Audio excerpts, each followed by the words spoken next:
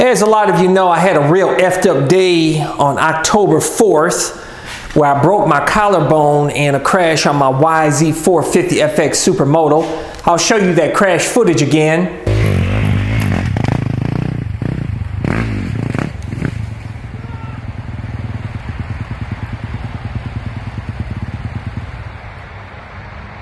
That was just a dumb accident, just a freak accident, man. My left hand came off the bars and lost my balance, set me up for a real effed up day. But I wanted to give you guys an update. I went to see the doctor this past Tuesday. I got before and after x-rays. I'm gonna let you guys know what's going on here. It's good news. And also let you know the next bike that I'm getting. Stay tuned. Let's go for a ride.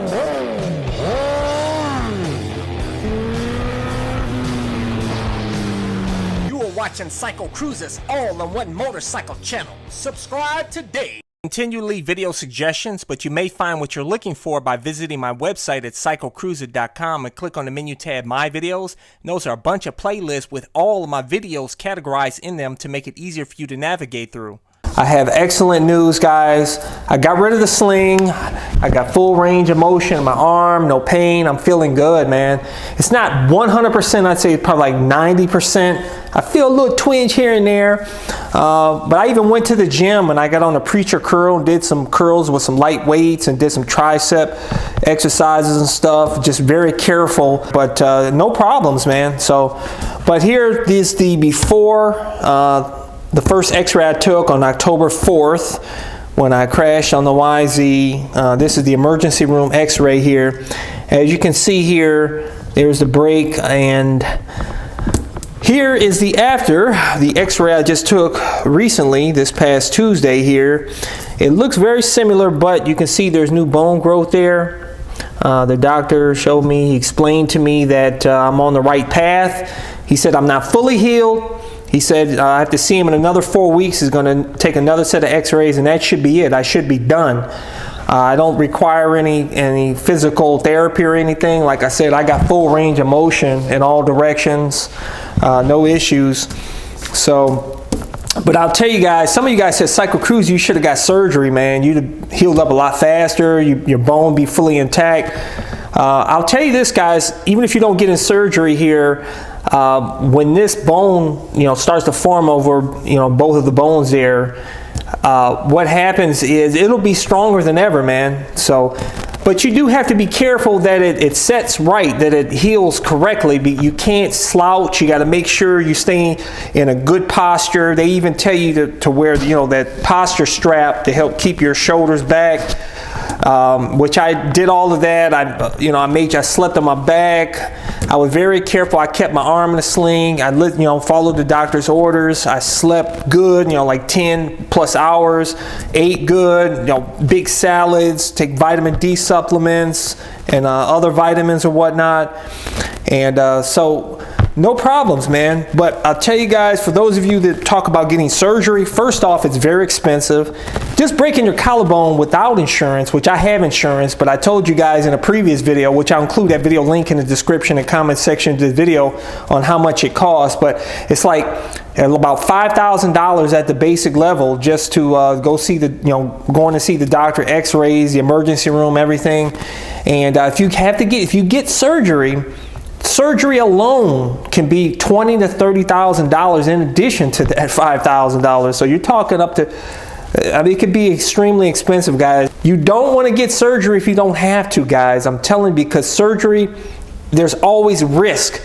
And the big risk is of dying of infection that you can get in surgery, which is sepsis can set in.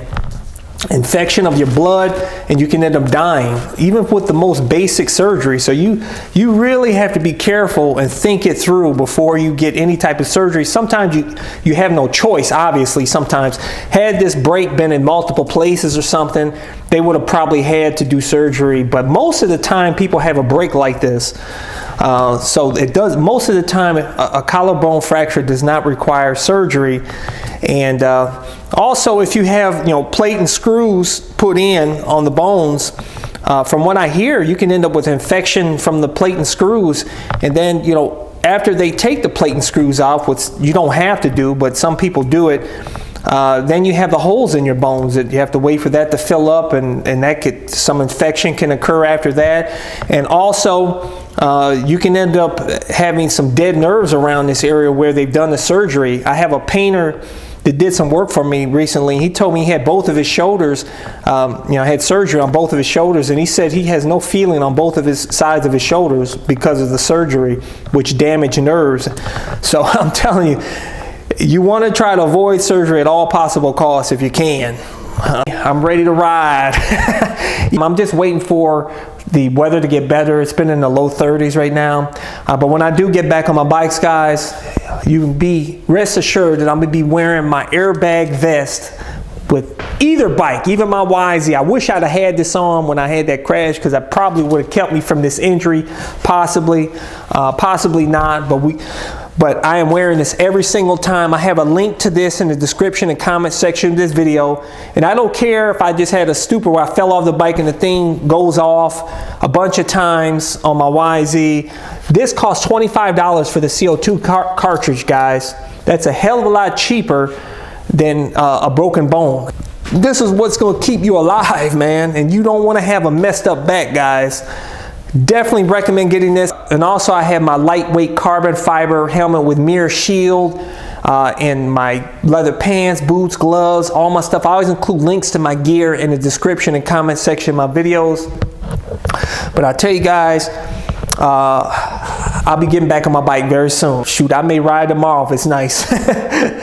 Can't wait to get back on the bike. But as far as my PROTECTION, I thought about keeping this bike, but I may get replace this with another bike. I'm thinking the Ducati V4 Streetfighter, which I did a review on recently, overview video. I'll include a video link in the description and comment section of this video.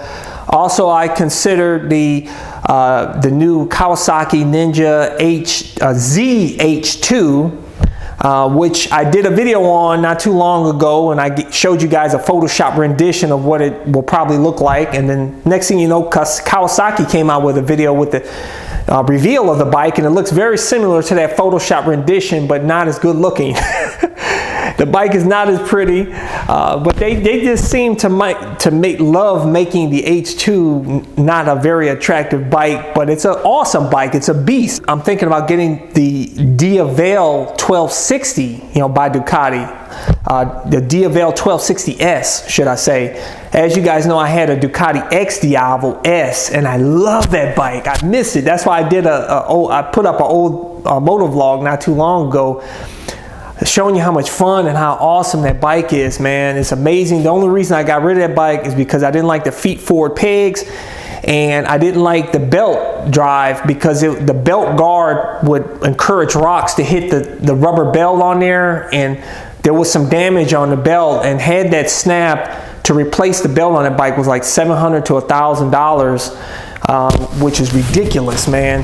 So I said if they put some mid pegs on the bike and they put a chain drive, I'd probably get it. And that's what they did with the Diavel 1260S, or the regular one too. But it's got mid pegs and the chain drive. It also even has a little bit more torque. And I tell you, that bike is awesome. The reason I really love that bike is because I had all that power and torque right at the bottom, down low. It just, it was amazing, man. I don't care about top end power. That's why I don't know if I'm going to do the V4 Streetfighter. I don't care about 200 plus horsepower, even though I think that's amazing. But out here on the street, it's the torque, the bottom end pull. That's what you want, man. And that bike was really comfortable, much more comfortable than this bike.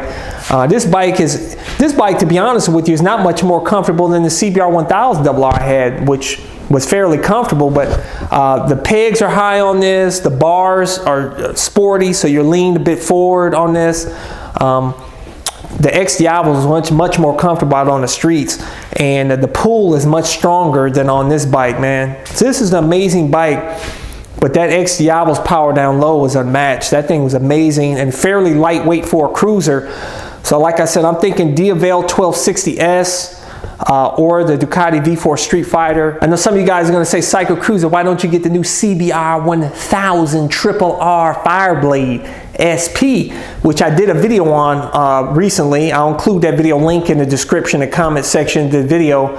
That bike is sick, man, but honestly, I don't ride track, guys. There'd be a sin to get that bike to just cruise around out here on the streets like I did my other CBR.